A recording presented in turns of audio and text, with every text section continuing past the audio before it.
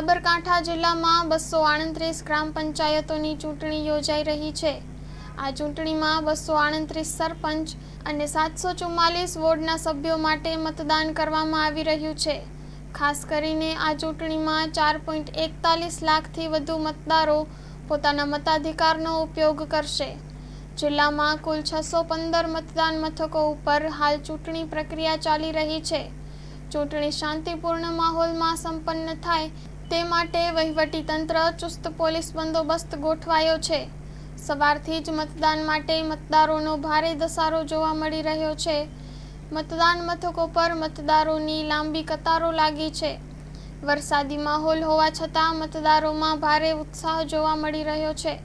Story report by Jitendra Solanki, Sabarkantha. આ ચૂંટણીમાં મેં જંપ લાવ્યું છે। અહીંયા ગાડી આ 15 વર્ષમાં કોઈ વિકાસનું કામ હજુ સુધી થયું નથી અને મારો અનુભવ છે કે પહેલાં હું 10 વર્ષ નગરપાલિકામાં કાર્ય કર્યું છે। મારા વોર્ડમાં મેં જે થતું હતું એ બધું કામ કર્યું છે।